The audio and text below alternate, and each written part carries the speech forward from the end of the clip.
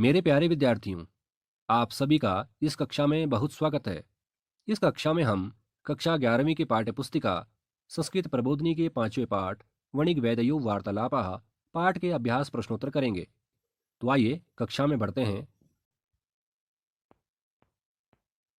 जिसमें कि पहला है एक पदेन उत्तरत, एक पद में उत्तर दीजिए। पहला क्वेश्चन है वैद्यः कः अस्ति, वैद्य कौन है?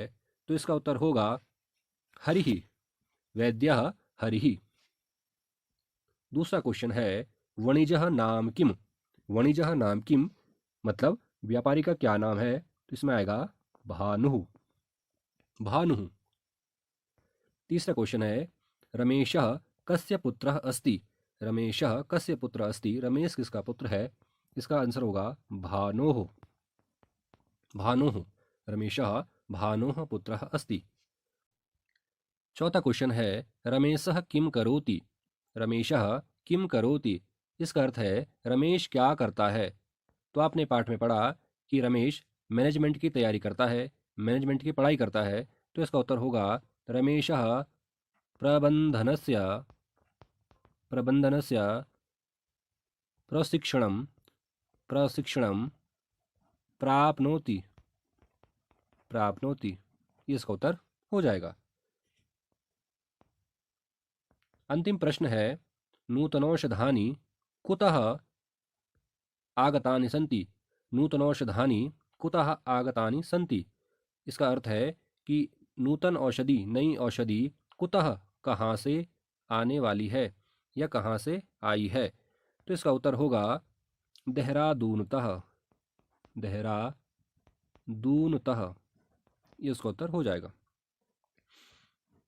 आगे बढ़ेंगे। दूसरा क्वेश्चन है कोष्टकात् समुचितम पदम चित्वा रिक्त स्थानम पूरयत, कोष्टक से समुचित पद चुनकर रिक्त स्थान की पूर्ति करनी है। इसी प्रकार ख वाला है वाणिज्यार्थम किम करणीयम डैश भवति।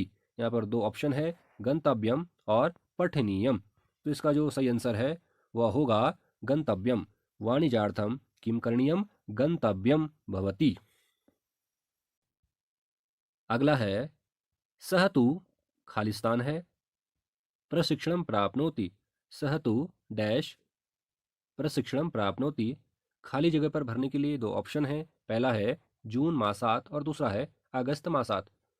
तो पाठ के अनुसार जो सही विकल्प होगा वह होगा अगस्त मासात।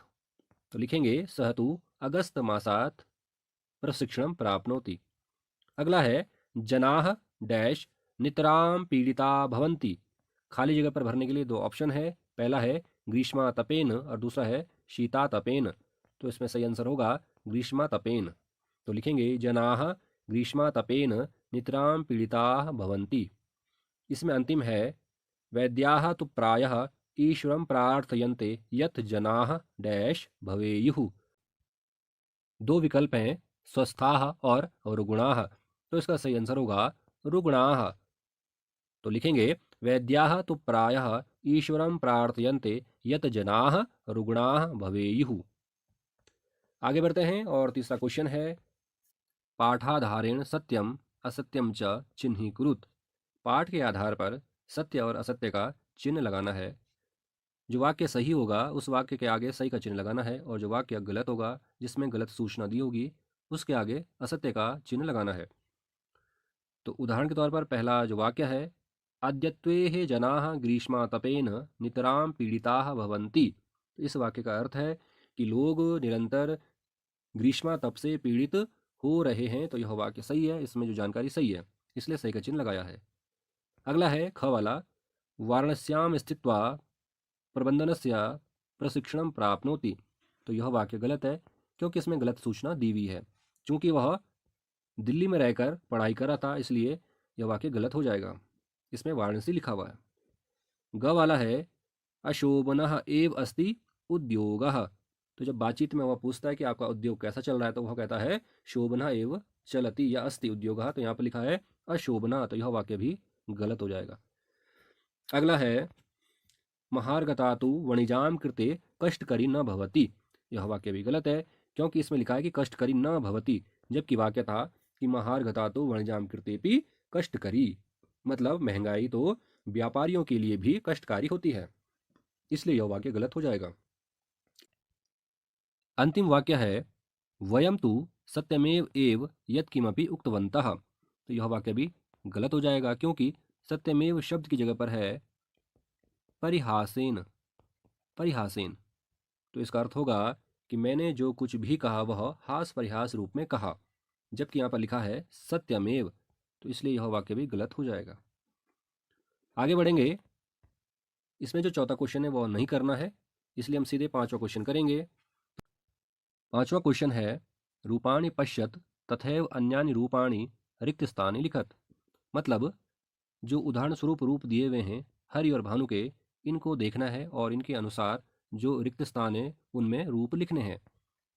तो जिस प्रकार इन्होंने दिया हुआ है हरि के रूप, प्रथमा में दिया हुआ है हरि हरि हरयः, भानु के दिए हैं भानु भानु भानवः। इसी प्रकार जो अगला है शब्द गुरु, इसके रूप लिखने हैं। इसमें सबसे पहले आएगा गुरु गुरु, फिर आएगा गुरु, और अंतिम में आएगा गुरुवः। अगला शब्द है गिरि। गिरि के रूप चलेंगे गिरि गिरी, बहुवचन में होगा गिरयः। अगला शब्द है पति। तो पति के चलेंगे पति ही, द्विवचन में पति, और बहुवचन में पतयः। आगे बढ़ेंगे। अगला शब्द है पशु। पशु शब्द का एक वचन होगा पशु, द्विवचन होगा पशु, और बहुवचन होगा पशवः।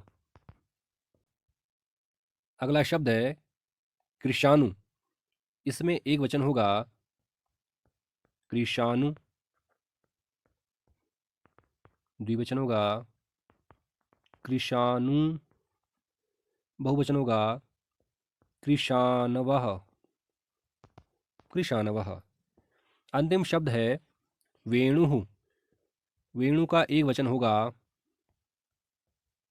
वेणु, द्विवचन होगा वेणु, बहुवचन होगा वेणवः। वेणवः। इस प्रकार ये शब्द रूप थे। आगे बढ़ेंगे। अंतिम प्रश्न है एतेषां प्रश्नानाम उत्तराणि लिखत। इन प्रश्नों के उत्तर लिखिए। पहला क्वेश्चन है महार्घतायाः विलोम शब्दः कः। महंगाई का विलोम शब्द क्या है? तो इन्होंने उत्तर लिखा है महार्घतायाः विलोम शब्दः अल्पार्घता। अल्पार्घता, अल्पार्घता बोलते हैं मंदी को। दूसरा क्वेश्चन है इसमें समाजे निर्भरः वर्गः कदा वास्तविक रूपेण सुखी भवेत्। समाज पर निर्भर वर्ग कब वास्तविक रूप में सुखी होगा? तो इस क्वेश्चन का आंसर होगा यदा समाजः सुखी भवति तदा समाजे निर्भरः वर्गः वास्तविक रूपेण सुखी भवेत्। तो इसका पूरा आंसर है यदा समाजः सुखी भवेत् या भवति तदा समाजे निर्भरः वर्गः वास्तविक रूपेण सुखी भवेत्। ये इसका उत्तर हो जाएगा।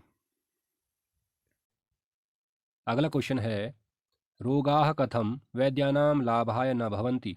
इसका हिंदी अर्थ है रोग किस प्रकार वैद्यों के लिए भी लाभप्रद नहीं होते हैं। इसका उत्तर होगा रोगाः वैद्यानां पारिवारिकान्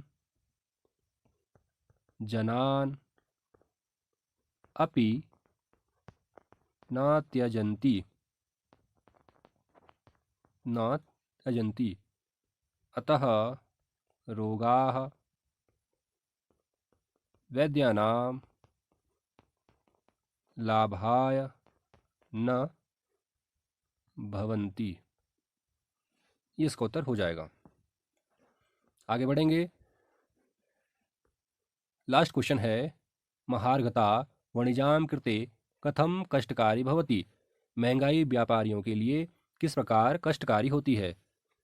तो लिखेंगे महार्घता, महार्घता वणिजां कृते, वणिजां कृते तथैव, तथैव कष्टकारी भवति, कष्टकारी भवति यथा, यथा सामान्य जनानां, सामान्य जनानां कृते भवति। इसका अर्थ है कि महंगाई उसी प्रकार व्यापारियों के लिए कष्टकारी होती है जिस प्रकार सामान्य जनों के लिए होती है। तो ये थे 5वां पार्ट जो कि वणिक वैद्यो वार्तालापः नाम से है, इसकी क्वेश्चन आंसर। मुझे उम्मीद है कि आपको यह कक्षा समझ में आई होगी, सभी क्वेश्चन आंसर आपको समझ में आए होंगे। अगली कक्षा में हम अगला पार्ट पढ़ेंगे। धन्यवाद।